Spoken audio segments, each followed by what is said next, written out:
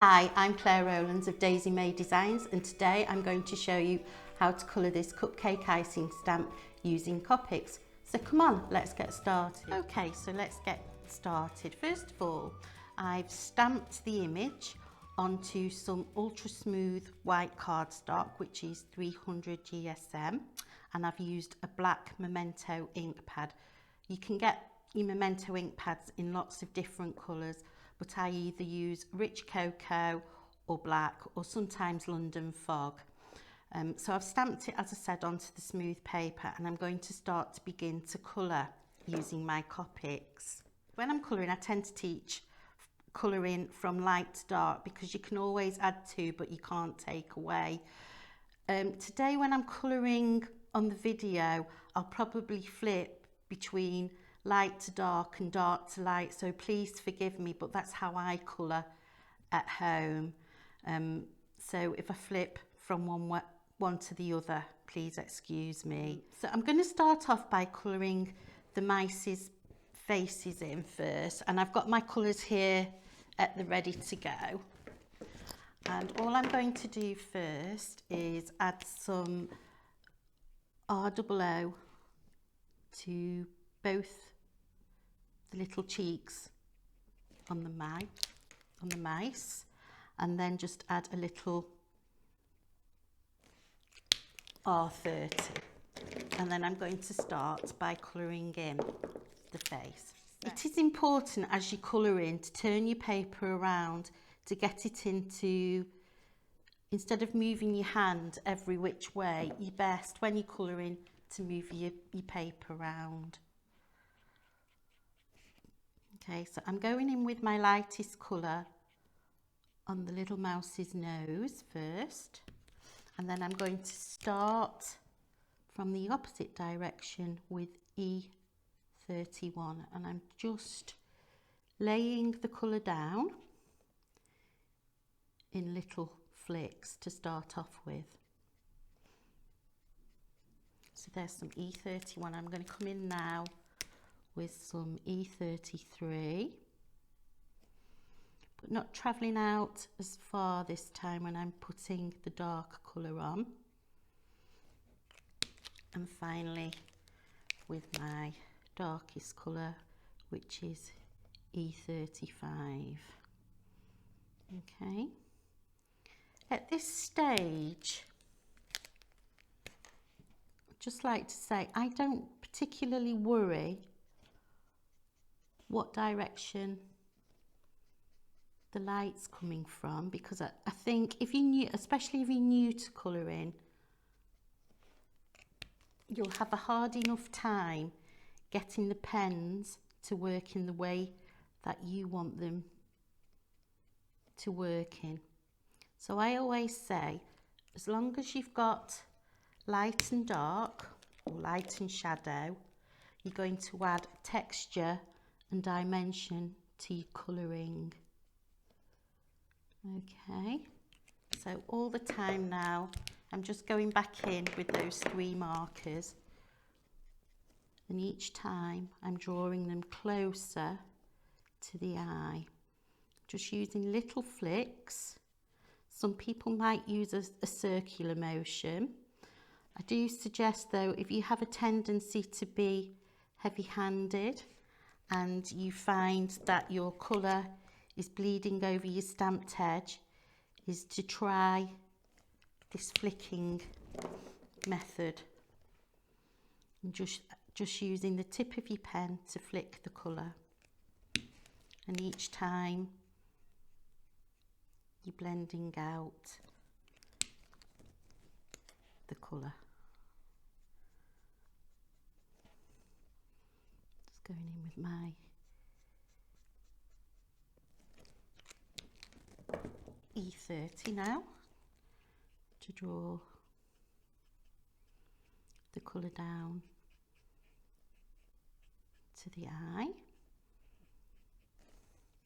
and my E_0 up from the nose to meet my lightest point.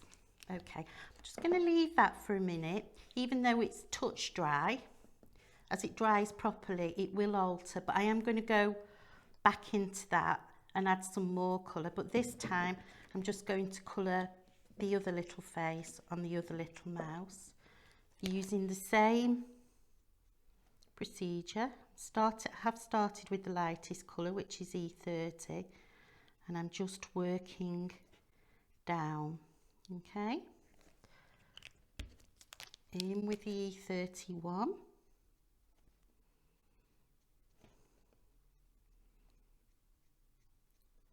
just gently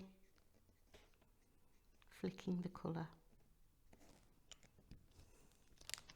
Next with the E33, obviously just under the rim of the chef's hat, because that's where the shadow would fall naturally, and going even darker with the E35, sorry.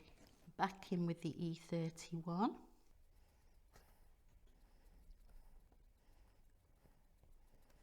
It's a good idea when you're colouring faces not to get caught up with the idea that you're actually colouring a face, because that, you know, can send you all a little bit wary of what you're actually colouring. But just see it as an area and laying that colour down and getting it blended how you want it to be blended.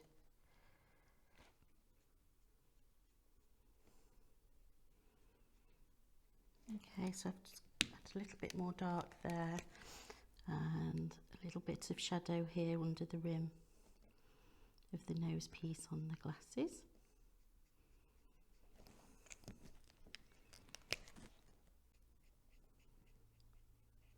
Back in with the E30,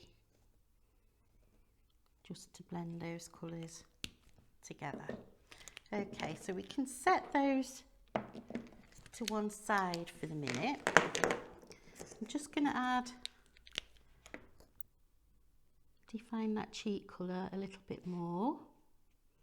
And as I say, I'm going to go back to those areas in a little minute, but first what I'm going to do is colour the little mouse's hands and tails. Okay, so again I'm using earth tones. The E stands for earth tones, and I'm just going to gently flick some colour on, even though it's a small area that I'm actually colouring there. I do like to colour it in more than one colour because it does give it a little bit more definition.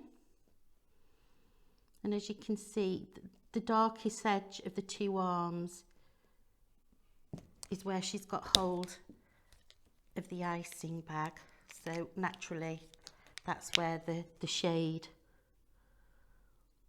would fall.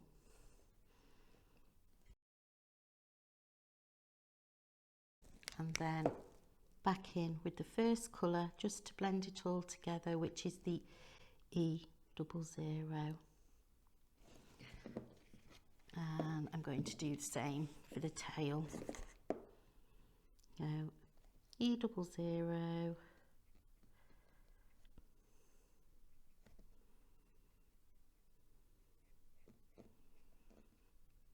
Now some people are really quick at colouring, while others are really slow. I do have to say I am not a quick colourer, or colourist I should say. I like to take my time. So I'm just adding a little bit of shadow to that part of the tail, and I'm going to blend in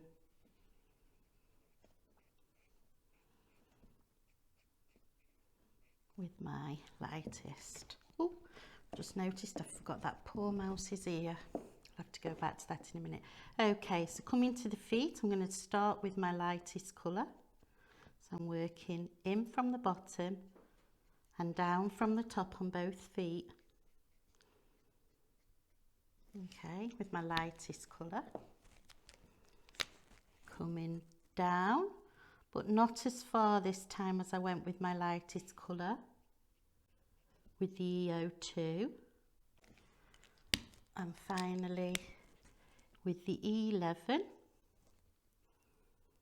again I'm just adding to the tip of the toes and to the top of the foot, and then I'll blend it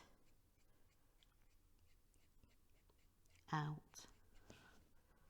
with the E00. The beauty of the Copics is that once you've put the colour down, the colour isn't fixed, you can still move it around. So just do the little tail.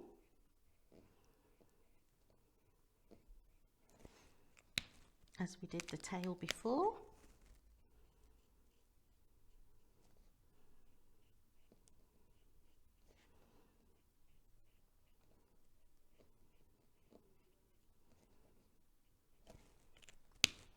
And blend it out with the lightest one. Remember, if you think that looks quite orange, remember as you add different colours to the picture, it will tone down parts that are really standing out now. So the more colour you add, the more it will tone down, and the little hands and feet won't look quite as tangoed as they look at the minute. Well, hopefully, in theory. Okay, now that little ear is annoying me, so I'm going to have to do that bit now. So, colour the inside of the ear, and this time I'm using the R numbers, which are reds. I'm going for the lightest ones, which are R00. I'm going to go in with my R30 and a little bit of R20 just for some shadow. Okay, and now I'm going to add some more colour to this cheeky little mouse's face. So this time I'm going to start with my darkest, just a little bit there. Okay, so I've gone in with my darkest and now I'm just adding my mid-tone and back with the lightest, just to blend those colours, and in with my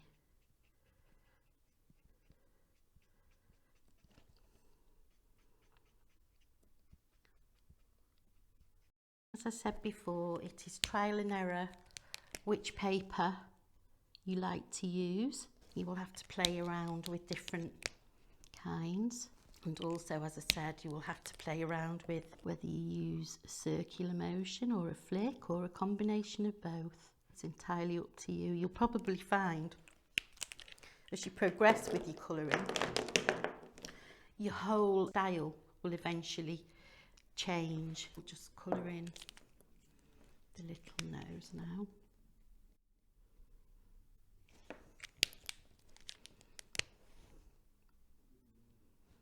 Again, in those little pinky colours. So the little characters, you know, the characters are coming alive now. And I'm going to start with the icing bag, okay? And I'm using warm greys for this, with warm grey 3, and I'm just flicking out from the little stamped lines where the curves would be. This is going to give it dimension, because I'm going to colour this in number W1 and W0. Our aim here is to add some depth to the up and down in the icing bag. Once again, I'm going to go in with my W3.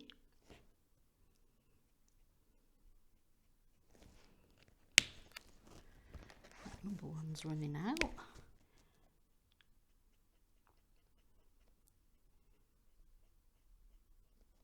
I'm working on the folds of the icing bag, that's the word I'm looking for.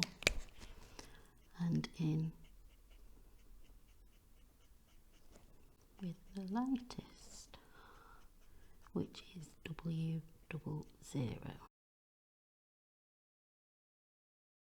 You can leave some of the area white to give it more of a highlight, or you could go in with a white pencil once you've finished colouring your image in.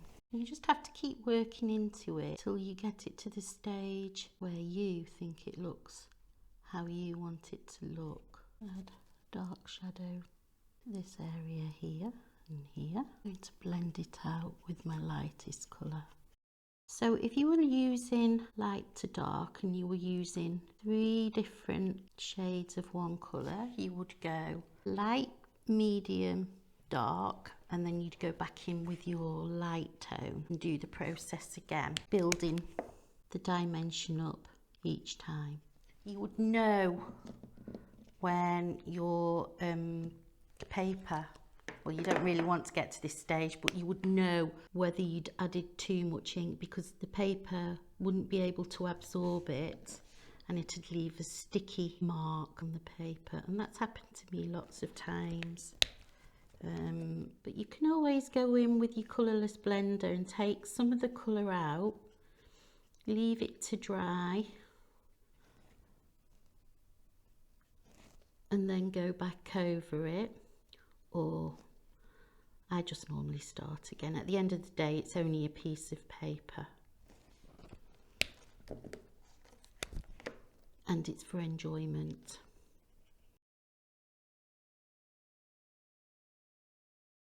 That's the icing bag nearly done.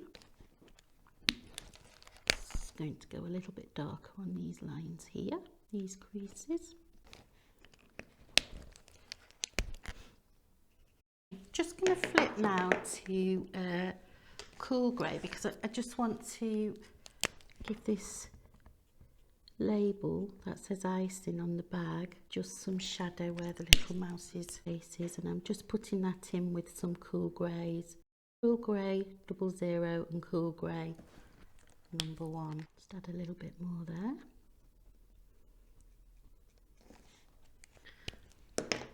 And I'm just going to go even darker here with a W5 into those folds.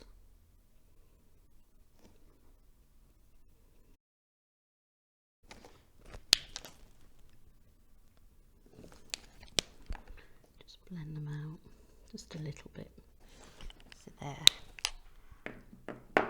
We have the icing bag done, and now I'm just going to do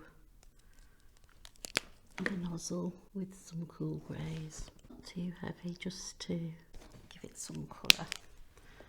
And then I'm just going to go now in with some blue around the top of the icing bag where the stitching is.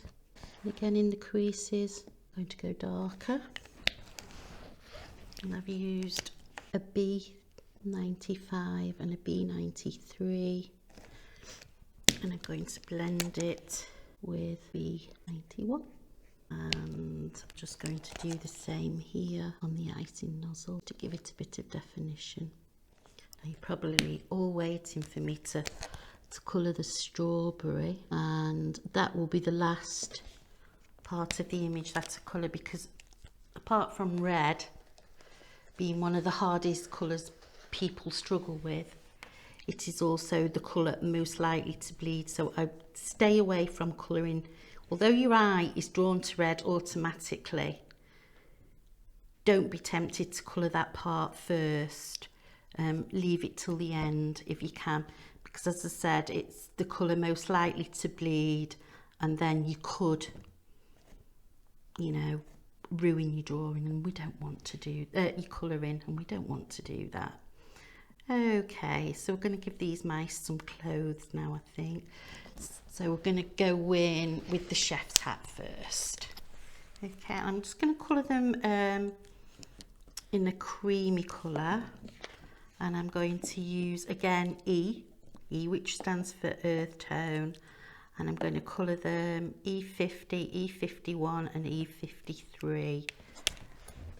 So mainly for this image that we've coloured today, I've used 3 shades for each part. As you become more confident colouring, you will probably put more tone,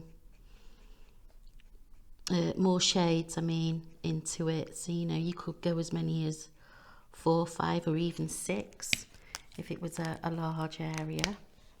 And again, I've gone in with my lightest colour, being the E50, and now I'm going in with the E51, basically putting the shaded areas, the darkest areas, where a shadow would automatically fall, like the fold of the hat on the hat band, the top of the little mouse's head where the hat sits.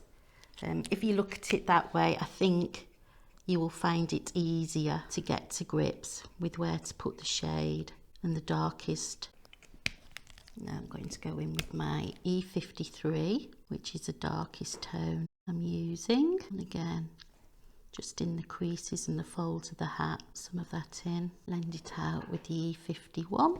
Finally drawing them together with the E50. And there. Again, I can always come back to it if I'm not happy at the end, and add some more colour. As I said before, it's not a race. Some people colour a lot quicker than others. This isn't speed colouring. This is my way of colouring. And this image at home would probably take me maybe a good couple of hours to colour. I haven't got a good couple of hours today. Okay, so I've coloured the mouse's hat in, and now I'm going to do the little stripy jumper. In effect, what I've done is I've coloured, I'm just going to have to turn it round, I've coloured my lightest areas first, like the hat and the faces and the skin tones. And I'm in fact working to my darkest colour, which in this drawing will actually be the red of the strawberry. I'm just blending the sleeves together.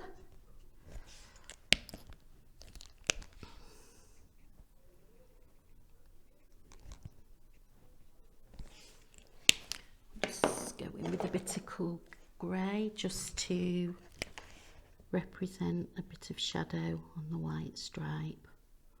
Do you want a top tip?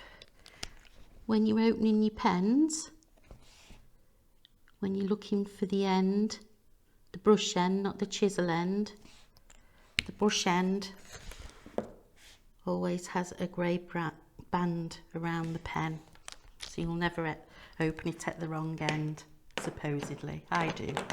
But right, so we're going to colour in her pinafore now, and I'm going to use my denim blues. There's not much to colour in here, just a little bit, and I'm working out from the icing bag, darkest area being where the icing bag is. Blend it with the mid-tone and it with the lightest, bringing all the colour together. Okay, so that's where we're at the moment. The next thing, I think we'll do the little mouse's shirt, and then we can do his dungarees. So now we're going to colour this little mouse's shirt in, and this time I've gone in with the darkest one. Again, just colouring the areas that I know would be darker, like where his leg is next to his arm. I've coloured that with an R22.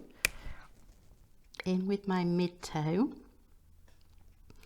which is an R21.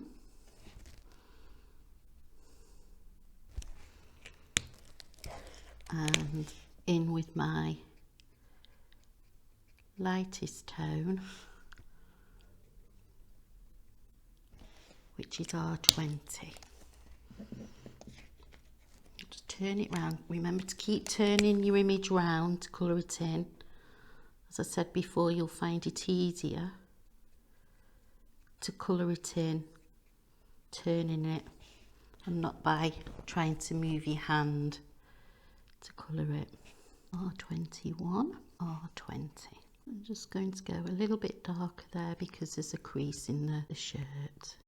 Darker there too. And while I've got this colour out, to colour this patch on his bottom, I've gone dark, medium.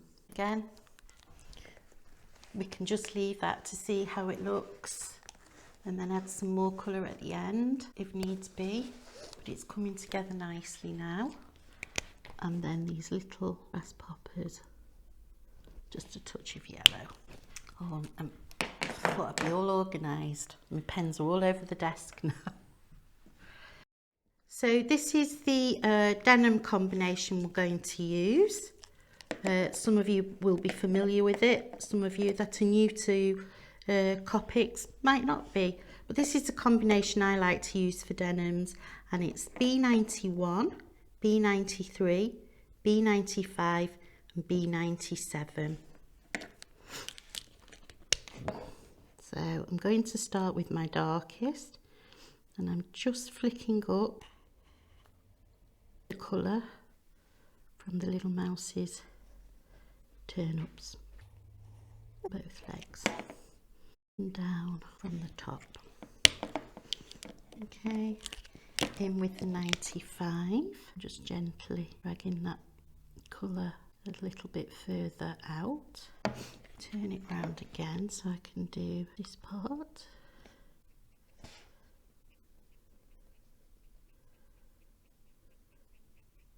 The aim is to get the colours to blend smoothly together. Again, if you're new to this, it will take practice. That's half the fun of colouring, developing your own individual style. A bit darker again, my darkest, which is my B97, into the crease, just there on the bib of the dungarees. Blend it together with your B91. You will find as you work with your pens, some colours are easier to blend together than others, and some particular colours you will really have to work at longer to get them to blend nicely together. But again, that comes with practice. And then a little bit darker just in the creases and the folds. So it's coming together, but it'll be even more together when we've coloured that cupcake in. And how we're going to colour that in is we're going to follow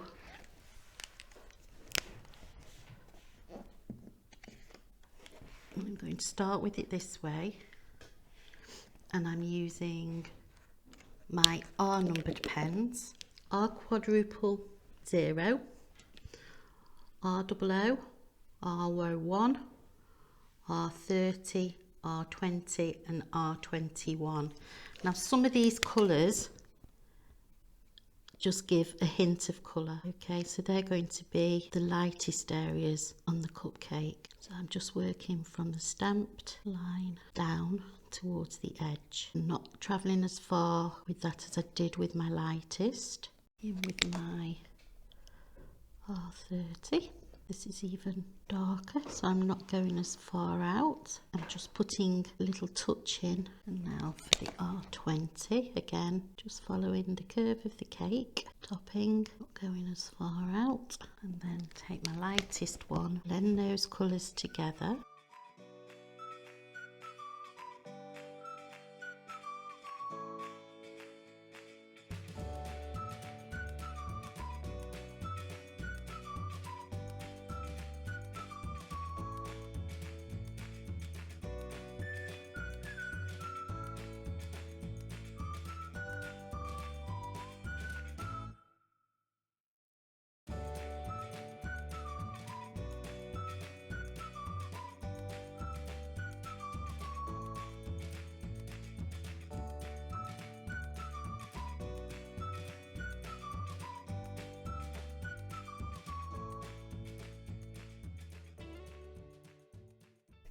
And there we have our topping on our cupcake.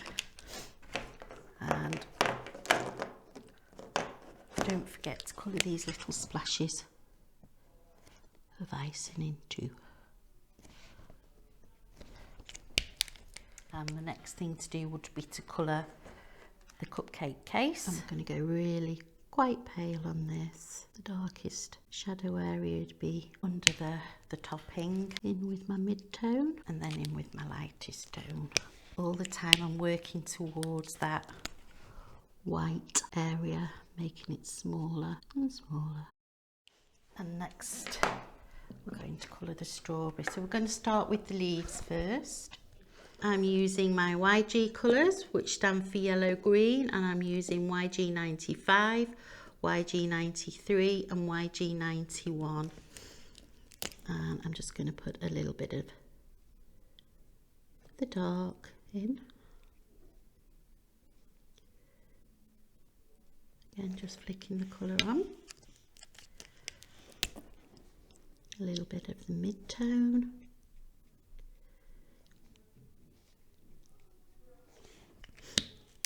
And then blend it together with the lightest tone. Don't forget, if you really want some highlighted areas, although there is highlighted areas on this, some people like to make them even bolder by adding a little bit of white pencil to give a highlight line. And there we have our leaves on our strawberry. Again, you might want to go back into that and work into it more. Now the fun part, the strawberry. I'm going to make it nice and red and juicy and ripe, just ready for eating. And I like to use these colours, which are R's, which stand for obviously red. And I'm using R32 for my lightest one and R39 for my darkest colour. This time I'm going to work light to dark so that I can always add two. So I've gone in with my R32.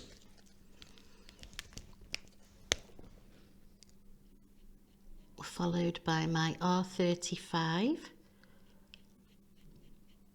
Again, I'm not covering the whole section that I previously coloured with the R32 in. R37 and R39 being my darkest. R37, work back now. R35,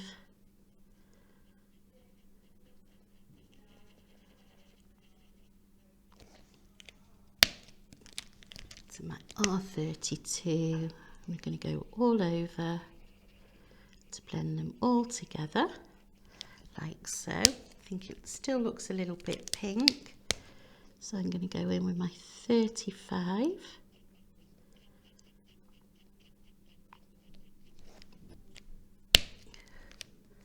my 37,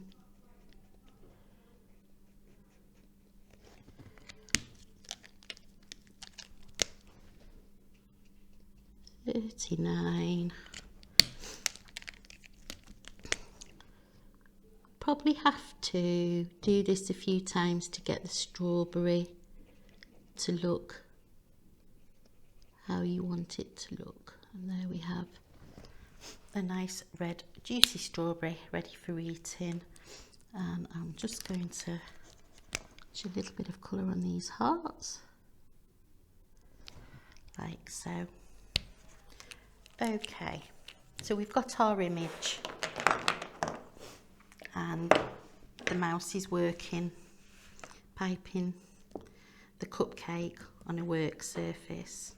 If you were attaching this to a card, obviously you want to lose some of that whiteness off the paper. So what I like to do, just with a PG quadruple zero and a W double zero, I like to make the image pop. So what I like to do is just flick the colour around this top section of the coloured stamp, and I've gone in first of all with my W0, moving the image around to gently flick the colour out from the stamped edge. Okay, so I've gone right round the image now with the warm grey W0, flicking it out from the stamped edge. And now, just to make that pop, I'm going in with the BG, which means blue-green, quadruple zero, and I'm flicking the colour out, but not as far as I flicked the warm grey out, the first colour that I put down. This will just take away some of that white area, but it will also take your eye into the image. By doing it this way, it prevents you creating a harsh line around your image. Okay, so we've done that. You might want to work into it some more, you might not. And finally, we're just going to ground this cupcake and strawberry on the surface that she's working on, and I'm going to go in with my E40, and I'm just going to drag the colour out. This is going to be my lightest colour. By doing this, it'll ground the object and make it look as though it's actually sat on something and not floating in midair. Go in a little dark with E41 and then a touch of E42, and finally blend out with the E40. You might want to do that little mouse's feet and hands too. As I say, you can always go back into it if you need to, or you think it needs more. And there we have our image completed. Well, that's it from me today. I do hope you found the video useful, and I look forward to seeing you next time.